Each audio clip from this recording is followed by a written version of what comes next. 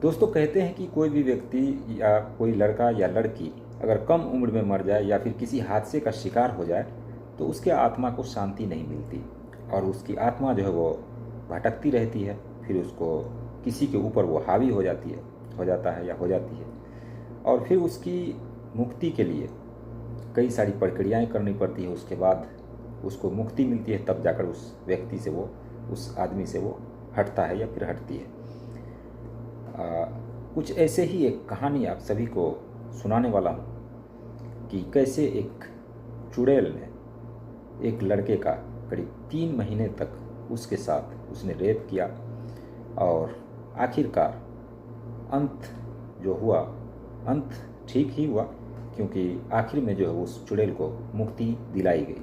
और कैसे ये दिलाई गई और कैसे ये जो चुड़ैल है वो दिल्ली से लेकर पटना, पटना से आरा, आरा से फिर समस्तीपुर, और इन सभी में ये चुड़ैल जो वो घूमती रही।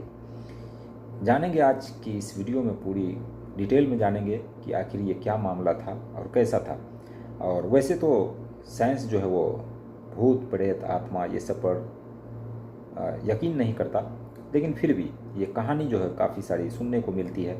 हमने भी सुनी है, आप सब ने सुनी होगी कि कहीं पर कोई आत्मा जो है किसी के साथ रह रहा है या रह रही है। तो ऐसी ढेर सारे किस्से और कहानियाँ हैं। अब इसकी हकीकत क्या है नहीं है वो तो खैर वो जो जिसने देखा है वो ही जाने, लेकिन हम जहाँ तक जानते हैं कि ऐसी कहानियाँ सुनने को मिलती है और साइंस जो है वो इस चीज़ को नहीं मानता है। नमस्कार दोस्तों, मेरा नाम खुर्शीद आलम है और आप देखना शुरू कर चुके हैं रियल क्राइम हिस्ट्री।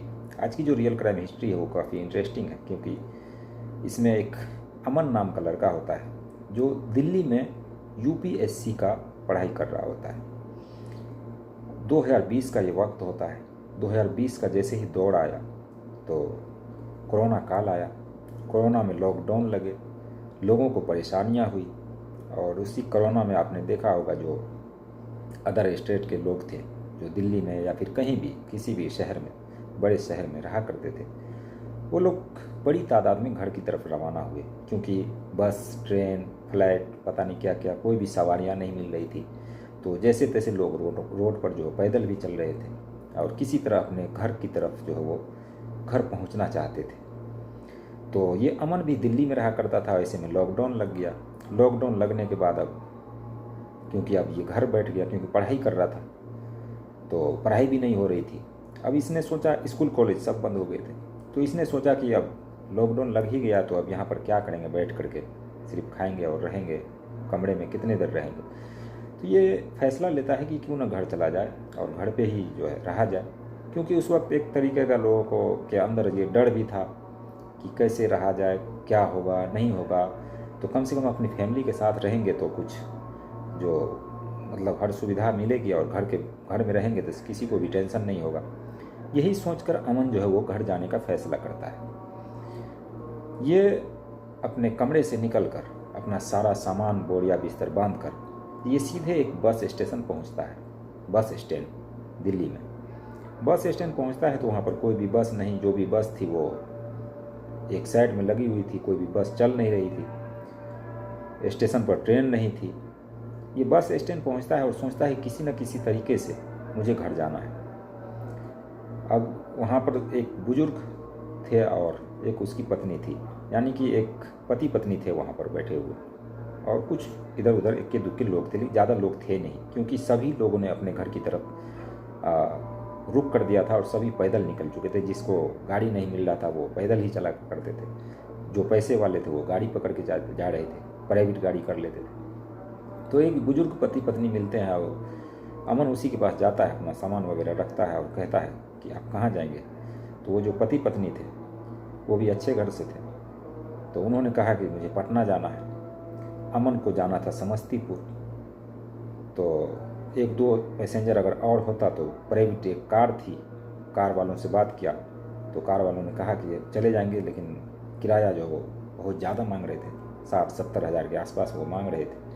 तो अमन ने सोचा कि एक दो व्यक्ति अगर और हो जाए तो किराया थोड़ा सा सस्ता पड़ेगा, और कार में कम से कम 3 लोग पीछे बैठ जाएंगे, एक आगे हम बैठ जाएंगे, तो 4 लोग कम से कम हो जाए, तो 15-15 हज़ार रुपये जो है दे करके चले जाएंगे। और उस वक्त ये भी बात थी कि लोगों को चाहे जितना भी पैसा लगे वो घर जाना चाह रहे थे। तो इधर उधर ढूंढता है तो अमन को एक पूनम नाम की लड़की मिल जाती है। और पूनम नाम की जो लड़की थी वो इतनी हसीन और इतनी खूबसूरत थी कि अमन उसे देखकर एक ही नज़र में जब देखता है तो वो सोचता है क्या ऊपर वाले ने ऐसा बनाया है। तो पूनम को जैसे ही इसने देखा, पूनम भी इधर उधर घूम रही थी। अमन ने हिम्मत करके पूछा पूनम से कि आप कहाँ जाओगी और किस लिए यहाँ पर हो। पूनम कहती है कि मुझे आरा जाना है, आरा बिहार, और बस वगैरह यहाँ पर चल नहीं रही है, कोई भी साधन नहीं है जाने का। तो अमन जो है खुश हो जाता है और सोचता है कि चलो कम से कम एक और साथी तो कम से कम मिला। 2 उधर पति पत्नी थे और 2 हम हो जाएंगे तो 4 हो जाएंगे, तो गाड़ी आराम से कर लेंगे और चले जाएंगे। तो अमन खुशी खुशी कहता है कि मुझे भी समस्तीपुर जाना है और तुम आरा जाओगी, तो क्यों ना हम लोग एक प्राइवेट गाड़ी करें और प्राइवेट गाड़ी से चलें, जो भी भाड़ा होगा हम लोग बांट लेंगे। पूनम भी राज़ी हो जाती है क्योंकि उसको भी जाना था, वो अकेली थी। अगर 3-4 लोग हो गए तो अच्छी बात है। पूनम खुश हो जाती है और अमन के साथ वो आती है। वो उस बुजुर्ग व्यक्ति जो वहाँ पर बैठा हुआ था, वहाँ पर ये लोग जो है अपना सामान वगैरह रखते हैं, गाड़ी वालों से बातचीत की जाती है। इतने में अमन जो है पूनम से पूछता है कि तुम यहाँ पर कहाँ पे रहती हो और क्या करती हो। पूनम कहती है कि मैं भी यूपीएससी की पढ़ाई कर रही हूँ और लॉकडाउन लगा तो मुझे लगा कि घर वालों के पास जाना चाहिए और घर वालों के पास जो वो जाकर रहना चाहिए, क्योंकि अभी पढ़ाई वगैरह चल नहीं रहा। तो पूनम कहता है कि पूनम कहती है कि मैं यूपीएससी का पढ़ाई कर रही हूँ। अमन भी यूपीएससी का पढ़ाई कर रहा था। अब दोनों का एक तरीके से तालमेल अच्छा सा मिल जाता है। पूनम कहती है कि तुम किधर रहते हो, तो वो बताता है अपनी जगह का नाम। पूनम कहती है कि मैं भी उसी आसपास में रहती हूँ।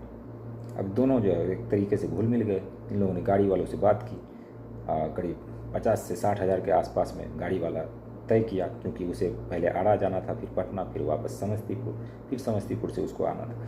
इसलिए करीब 60 हज़ार रुपये में तय होता है। 4 लोग थे ये लोग, 15-15 हज़ार रुपये एक जने का देने का था। अब ये लोग तैयार हो जाते हैं, गाड़ी वालों को में गाड़ी में बैठते हैं। पूनम और वो जो पति पत्नी थे वो तीनों पीछे बैठती है।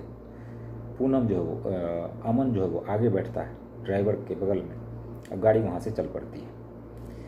गाड़ी जब चल पड़ती है उसके बाद जब थोड़ी दूर निकलती है, दिल्ली से बाहर निकलती है गाड़ी, तो अमन जो है वो मिरर के मदद से, जो भी गाड़ी में मिरर लगी होती है, उस मिरर की मदद से पूनम को देख रहा था। और पूनम को देखकर वो एक तरीके से यूँ कहिए कि उस पर फिदा हो रहा था, क्योंकि पूनम दिखने में इतनी खूबसूरत थी और उसी के क्लास का वो पढ़ाई भी कर रही थी।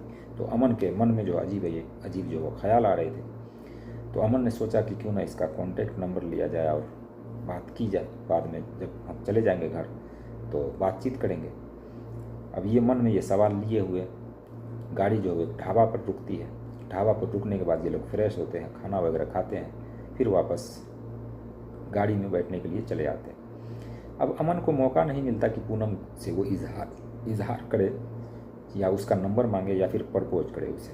और पूनम भी क्योंकि उसको चाह रही थी, पूनम भी मिरर की मदद से या फिर जैसे तैसे वो अमन को देखा करता था। गाड़ी में ऐसे जब ये लोग बैठते थे तो आपस में ऐसी वैसी बातें तो हुआ करती थी, जो भी काम की बातें थी, लेकिन वो बात नहीं हो पा रही थी जो अमन चाह रहा था। यानी कि एक दूसरे के साथ अपनी ज़िंदगी की बात जो है शेयर करना, या फिर कॉन्टैक्ट नंबर, या फिर मतलब तमाम तरह की बातें जो एक बॉयफ्रेंड और गर्लफ्रेंड के बीच में होनी चाहिए थी, क्योंकि पीछे 2 बुजुर्ग भी बैठे हुए थे। अब अमन जो है वो मौके की तलाश में था कि कब हम पूनम को प्रपोज करें या फिर उससे नंबर लें कम से कम, ताकि आगे चलकर जो है बातचीत हो जब हम घर पहुँचे। धीरे धीरे ये गाड़ी जो है वो आरा की तरफ पहुँचने ही वाली थी। अब अमन जो है वो सोच रहा था कि अब नंबर भी नहीं ले पाए, और ऐसे अगर नंबर मांगेंगे तो फिर ये जो बुजुर्ग व्यक्ति बैठे हुए हैं फिर वो क्या सोचेंगे। अब ऐसे ही करते करते पूनम का घर आ जाता है, यानी कि आरा आ जाता है। पूनम कहती है कि यहीं पर मुझे उतार दो और यहाँ से कुछ ही किलोमीटर पर मेरा घर है, तो मैं यहाँ से पैदल चली जाऊँगी। एक गांव की तरफ उसका घर था, वहाँ पर गाड़ी रुकती है, पूनम उतर जाती है। पूनम अपने पैसे वगैरह दे करके वहाँ से वो निकलने लगती है। अमन उसको देखता ही रह जाता है, क्योंकि पूनम ने बताया था कि जहाँ पर वो उतरेगी उसके 1 किलोमीटर आगे उसका घर है। अब अमन थोड़ा सा मायूस हो गया क्योंकि वो नंबर नहीं ले पाया और ना ही पूनम से अच्छी तरीके से बात कर पाया। लेकिन अमन ने सोचा कि चलो दिल्ली में ही तो रहती है और दिल्ली में जिस जो जगह का नाम उसने बताया, उसने सोचा मेरे आसपास ही है तो यहाँ नहीं तो कम से कम दिल्ली में तो मिल ही जाएगी। अब ये सपना और ये अरमान लिए अमन जो है वो आगे सफ़र जारी रखता है। पटना आता है, पटना में ये बुज़ुर्ग व्यक्ति उतर जाते हैं और उसके बाद जो अमन है वो समस्तीपुर के लिए निकल जाता है। समस्तीपुर जब वो अपने घर पहुंचता है, घर पहुंचने के बाद अब ये घर में रहने लगता है। अब क्योंकि अमन जो है वो पढ़ाई छोड़ कर आया था, कमरे वगैरह उसने बुक करके रखे हुए थे, तो अमन करीब 1-2 महीने जैसे ही बीतते हैं, लॉकडाउन थोड़ा सा हल्का होता है, मतलब थोड़ी बहुत छूट मिलने लगती है, तो अमन कहता है कि मैं दिल्ली जा रहा हूँ और दिल्ली में वहीं से मैं पढ़ाई करूँगा।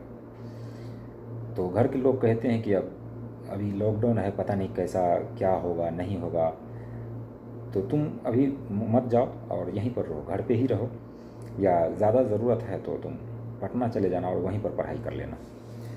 अमन भी सोचता है कि बात तो सही कह रहे हैं, उसके जो मम्मी पापा है वो सही कह रहे हैं, क्योंकि अभी जाना ठीक नहीं है, क्योंकि लॉकडाउन में एक तरह से मतलब लोगों को इतनी परेशानी हुई, लोगों को अंदाज़ा नहीं था कि आखिर क्या होगा आगे।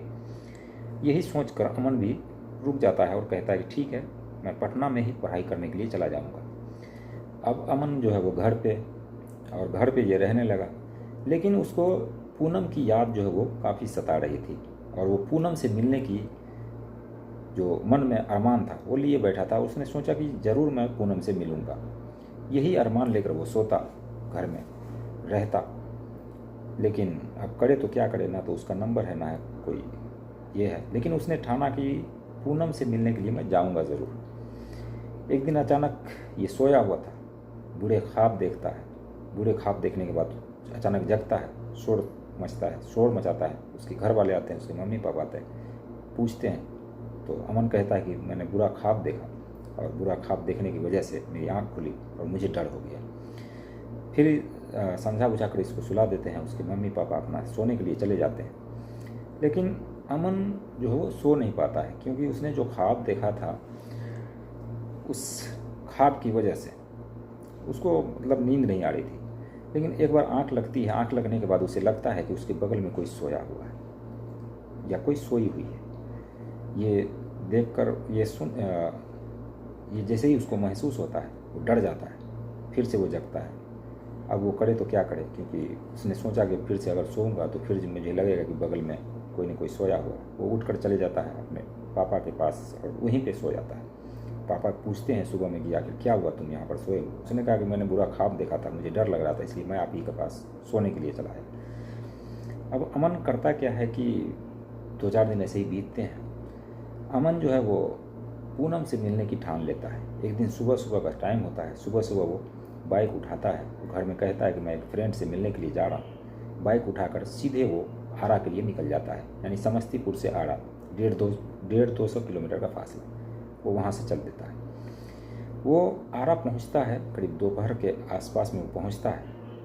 अब जहाँ पर उसने उस गाड़ी से पूनम को ड्रॉप किया था, अब वहाँ से जिस तरफ पूनम गई थी उसी रास्ते पर वो चल निकलता है और सोचता है कि यहाँ से 1 किलोमीटर का उसने कहा था, ज़्यादा से ज़्यादा 1.5 किलोमीटर होगा या फिर 2 किलोमीटर, उसी आसपास में वो घूमता है। लेकिन 1 किलोमीटर से ज़्यादा आगे निकल जाता है वो, और वहाँ पर वो पूछने की कोशिश करता है, लेकिन लॉकडाउन का भी एक तरीके से था तो लोग ज़्यादा मिलना जुलना लोगों का था नहीं, घर के बाहर जो लोग ज़्यादा नज़र नहीं आते थे। इसकी हिम्मत भी नहीं हो रही थी कि किससे पूछें, लड़की है और कोई ऐसा मामला हुआ तो मैं फंस जाऊँ। वो एक बच्चे से पूछता है कि पूनम नाम की लड़की को जानते हो? उसने कहा नहीं, कोई पूनम नाम की लड़की इस गांव में है ही नहीं। अब अमन जो वहाँ से मायूस हो जाता है, मायूस होकर फ़ौरन वो बाइक लेता है, वो चल देता है। अब उसको पटना पहुँचते पहुँचते शाम हो जाती है। शाम होने के बाद जो पटना से जब वो निकलने लगता है, गांधी सेतु मार्ग है, वहाँ पर वो रुकता है और शाम हो जाती है, अंधेरा हो जाता है। अंधेरा होने के बाद वहाँ पर वो रुकता है, चाय सिगरेट वगैरह नाश्ता वगैरह करता है। उसे बाथरूम लगी हुई थी, उसने गया बाइक खड़ी करता है, साइड में गया बाथरूम कर रहा होता है, तो उसे अचानक लगता है कि उसके कंधे पर किसी ने हाथ रखा। अमन फ़ौरन पीछे पलट कर देखता है, तो देखता है कोई भी नहीं। फिर उसके मन में एक वहम जाग जाती है, अंधेरा था, वो बाथरूम करता है, वहाँ से चल निकलता है। जैसे ही वो गाड़ी के पास आ रहा था, फिर उसे लगता है कि पीछे से कोई मेरा पीछा कर रहा है। अब उसको डर भी हो जाता है क्योंकि अंधेरा था, वहाँ पे अंधेरा होता है। ये फ़ौरन बाइक उठाता है, वो घर निकल जाता है। घर पहुँचता है रात को करीब 9-10 बज रहे थे। घर पहुँचने के बाद अब अमन ने सोचा कि अब पूनम भी नहीं मिल पाई और हमें पढ़ाई भी करनी है, अगर वो मिल जाती तो खैर दूसरी बात होती, लेकिन पूनम भी नहीं मिल पाई उसको। अब ये ठान लेता है कि चलो पटना ही चलते हैं और पटना में दोस्तों के पास रहेंगे, वहीं से पढ़ाई करेंगे, मन भी लगा रहेगा। पटना में एक दोस्त से को फ़ोन करता है। फ़ोन करने के बाद उसको ये सारी बात बताता है कि मैं भी यहाँ आना चाहता हूँ और वहीं पे पढ़ाई करूँगा, यूपीएससी की तैयारी करूँगा। तो दोस्त भी राज़ी हो जाता है। एक हॉस्टल में उसका जो दोस्त है वो रूम लेता है और अमन जो है घर से निकलता है, जाता है वहाँ पर। दोनों दोस्त जो है एक ही रूम में रहने के लिए जो है तैयार हो जाते हैं। 5,000 रुपये रूम का किराया था। अब ये रूम में जैसे ही रह रहे थे, 2-4 दिन का समय बीतता है, तो अमन एक रात करीब 10-11 बजे रात को उठकर वो बाथरूम जाता है।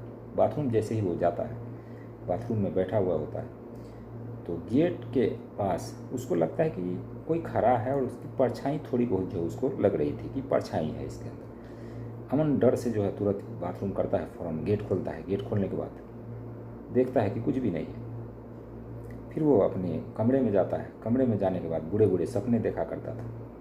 ये बात अपने दोस्त को बताता है कि ऐसे ऐसे मुझे लग रहा है, वहम सा लग रहा है कि गेट पर कोई खड़ा रहता है जब भी मैं बाथरूम जाता हूँ। तो उसका दोस्त भी जो है वो इस बात की पड़ताल करने लगता है। कुछ लड़कों से जब कल होकर ये बताता है, तो जो कुछ लड़के थे वो बताता है कि जो रूम में तुम रह रहे हो, उस रूम में एक लड़के की मौत हो गई थी। उसने अपने आप की जान जो है उस कमरे में ले ली थी। ये बात पुरानी है, इससे 2 साल या 3 साल हो चुके हैं इस बात को। उसमें कई सारे और भी लड़के आए रहे हैं, लेकिन तुम्हारे साथ ऐसा हो रहा है तो हो सकता है कि तुम रूम चेंज कर लो, क्योंकि उसमें जो है वो एक लड़के की मौत हुई थी। अब अमन जैसे ही सुनता है इस बात को, वो डर जाता है। फ़ौरन वो उसी दिन उस रूम को खाली करता है। एक लॉज में जाकर के वो रूम ले लेता है। और वो लॉज जो है मतलब छोटा मोटा लॉज होता है, एक लोगों के लिए होता है। इसने छोटा सा रूम लिया और अकेले रहने का फ़ैसला किया।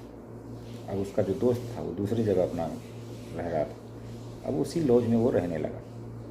कुछ दिन बीतने के बाद अमन एक दिन छत पे टहल रहा था, यानी टेरेस पे वो टहल रहा था, और सिगरेट पीने की उसको आदत थी। सिगरेट पी रहा था, ऐसे ही टहल रहा था। तो उसके बाजू वाला जो छत था, मकान था, उस पर वो देखता है कि एक लड़की टहल रही है। उसने जब देखा तो देखता ही रह गया। उसने सोचा कि यार इतनी रात को या फिर इतनी शाम को कोई लड़की टहल रही है। लड़की जब थोड़ी नज़दीक आती है तो रोशनी में देखता है कि वो लड़की कोई और नहीं बल्कि पूनम है, जिसको उसने आड़ा में ड्रॉप किया था, जिसको वो ढूंढने के लिए उसके घर गया था। वही लड़की यहाँ पर वो उस छत पे थी।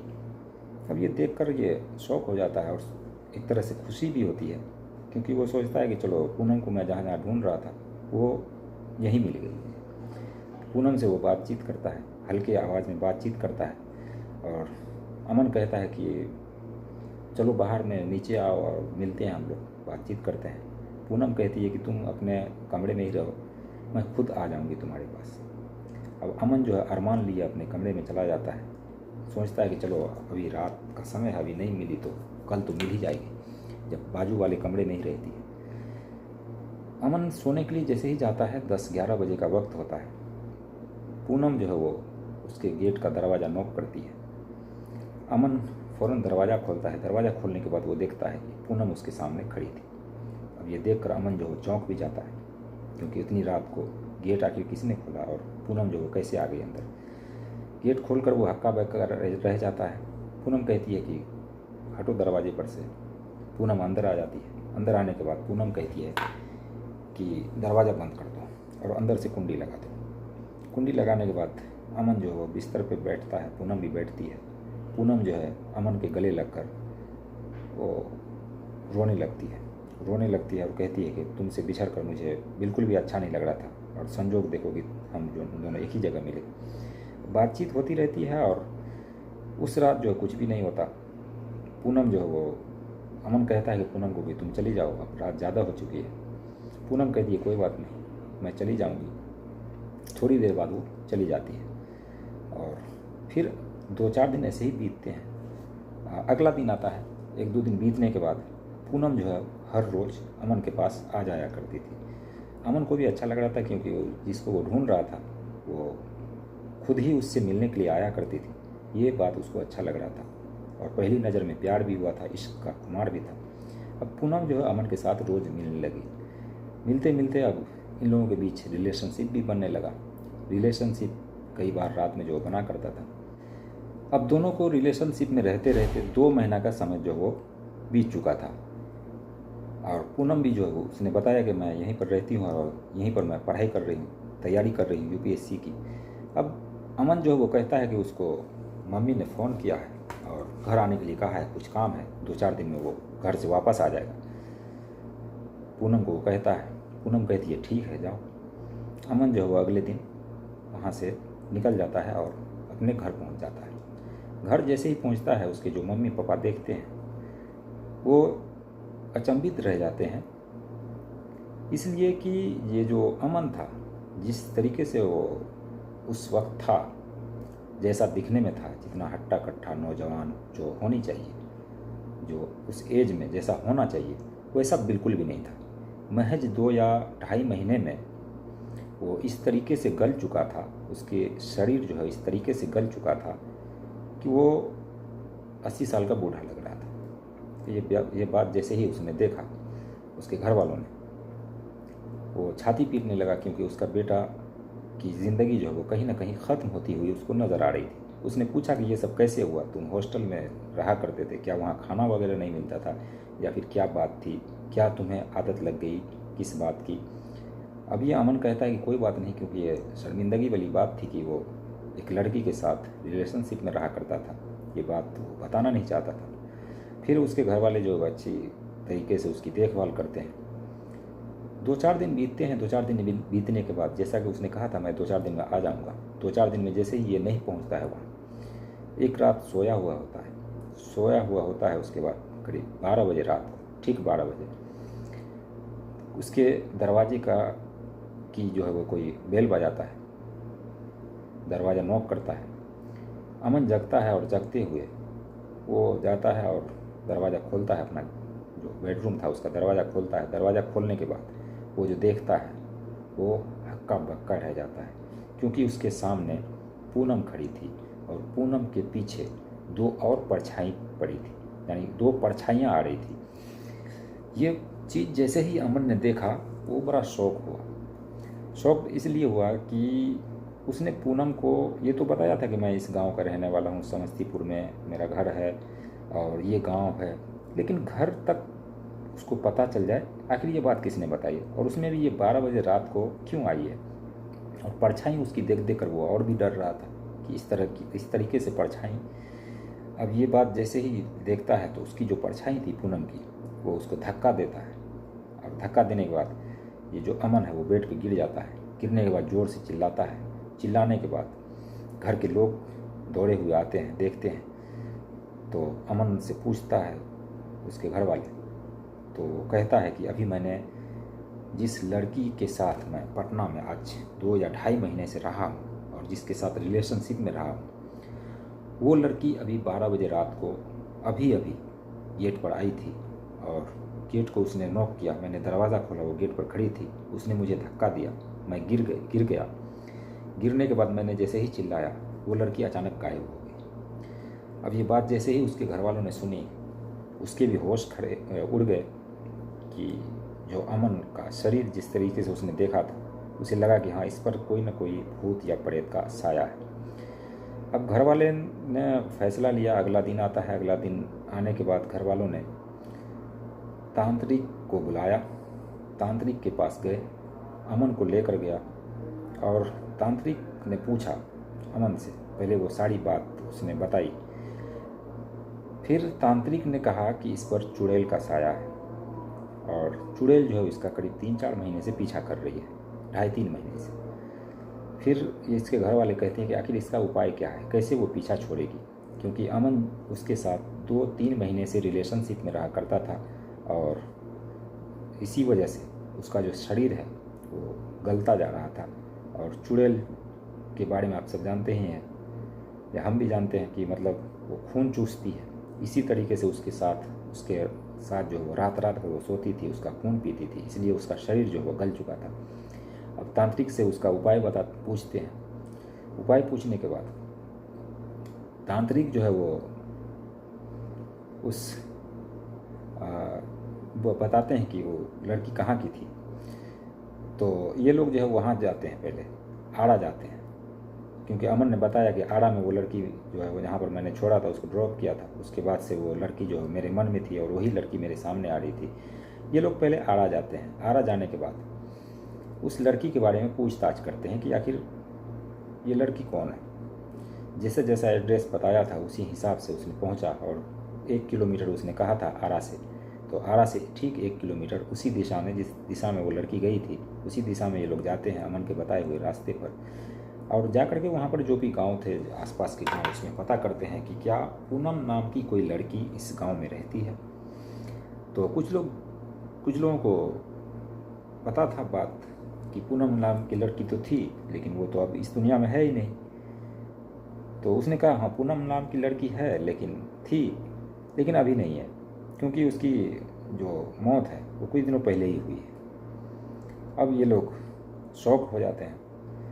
फिर वो लोग पूछते हैं कि पूनम का घर किधर है। घर पे जाते हैं। घर पे जाने के बाद पूनम के बारे में पूरी डिटेल लेते हैं, और डिटेल जो लेते हैं और डिटेल में ये सब निकल के आता है कि पूनम जैसे ही दिल्ली से आई थी, दिल्ली से आने के बाद उसकी शादी कर दी जाती है। शादी करने के बाद, क्योंकि पूनम के मन में कोई और लड़का था, जैसे कि अमन था, क्योंकि अमन को उसने देखा था और अपने प्यार का इजहार भी करना चाहती थी, लेकिन वो नहीं कर पाई।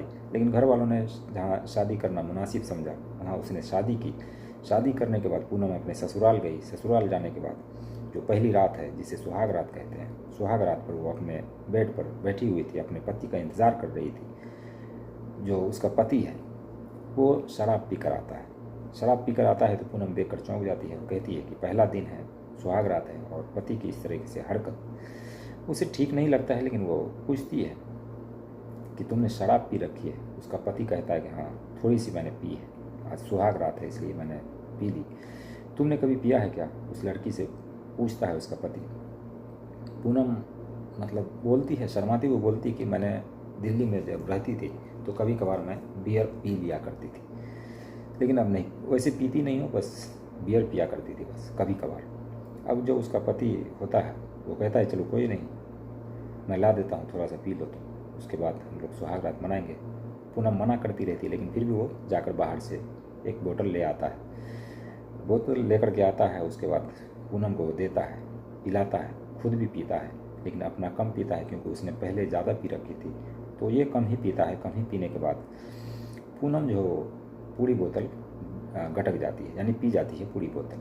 पूरी बोतल पीने के बाद ये लोग अपना जो होता है सुहाग रात में रिलेशन बनाते हैं। करीब आधे 1 घंटे बीतने के बाद अब इन दोनों की तबीयत जो है थोड़ी बहुत बिगड़ने लगती है, क्योंकि इन लोगों ने जो शराब पी थी वो जहरीली शराब थी। जहरीली शराब पीने की वजह से इन दोनों को उल्टी होने लगी। उल्टी होने के बाद घर वालों को पता लगा। घर वालों ने पूछा कि ऐसा कैसे हो सकता है कि दोनों जो है एक साथ उल्टी करें। उसके पति से पूछा जाता है। पति कहता है कि हम लोगों ने गलती से शराब पी ली थी। अब ये लोग सुनते हैं तो फ़ौरन इन लोगों को हॉस्पिटल ले जाते हैं। हॉस्पिटल ले जाने के बाद जो पूनम है वो रास्ते में ही दम तोड़ देती है, क्योंकि जहरीली शराब उसने पी थी और सबसे ज़्यादा शराब उसी ने पी थी। और अमन को किसी तरीके से बचा लिया जाता है। अब अमन को बचाने के बाद अब जो पूनम जो है वो तो मर गई, तो वो जो पूनम थी जो मरी थी बेमौत, वो पूनम के दिल में अमन रहा करता था। जो दिल्ली से वो लड़का मिला था उसको अमन रहा करता था। ये सीधे अमन का जो है वो पीछा करने लगी। अमन के पीछे पीछे ये रहा करती थी और अमन के साथ ये पटना में 2-2.5 महीने तक रिलेशनशिप में रही, और ये इसका पीछा छोड़ना नहीं चाहती थी। जहाँ भी ये जाता अमन उसके पीछे पीछे हमेशा ये रहती। अब ये लोग फिर तांत्रिक के पास जाते हैं। तांत्रिक को बोलते हैं कि हाँ ऐसे ऐसे बात है, ये बात सही है कि पूनम नाम की लड़की वहाँ पर मरी थी और उसकी बेमौत जो मरी थी, इसलिए उसकी जो आत्मा है वो अमन का पीछा कर रही है। अब तांत्रिक को ये लोग बात बताते हैं, ये सारी चीज़ बताते हैं डिटेल में। तांत्रिक फिर वो अपना जो भी जादू टोना जो भी होता है आत्मा की मुक्ति के लिए, वो सभी चीज़ें करता है। सभी चीज़ें करने के बाद उस आत्मा को वो मुक्ति जैसे भी दिलाता हो उस तरीके से उसको मुक्ति दिलाते हैं। और मुक्ति दिलाने के बाद अब जो अमन है वो आज़ाद होता है। और यहीं से इस कहानी की जो है वो कहानी का पड़ाव जो है यहीं पर ख़त्म होता है। अब अमन जो है वो अपनी ज़िंदगी में फिर वापस लौट आता है और इस तरीके से पूनम का जो मृत्यु हुआ था उसकी आत्मा को शांति मिलती है। तो ये थी एक कहानी जो दिल्ली से लेकर बिहार तक एक चुड़ैल ने, हालांकि वो दिल्ली से जब बिहार गई थी तो उस वक्त वो चुड़ैल नहीं थी, उस वक्त वो इंसान थी, लेकिन उसकी बेमौत जैसे ही हुई उसके बाद ये सारा मामला जो वो सामने आया। तो ये थी एक कहानी, और इस कहानी को लेकर आपके मन में जो भी सवाल हो, जो भी डाउट हो, जो भी हो, वो कमेंट सेक्शन में ज़रूर बताइएगा। और क्या ये जो बातें हैं इसमें कितनी सच्चाई है ये भी बताइएगा। और क्या आप सभी ने कभी नोटिस किया है इस बात को, इस तरीके की बातों को, ये भी कमेंट सेक्शन में ज़रूर बताइएगा। बाकी कहानी कैसी लगी कमेंट सेक्शन में बताइए। मिलते हैं नेक्स्ट वीडियो में नई कहानी के साथ, तब तक के लिए बाय बाय, टेक केयर।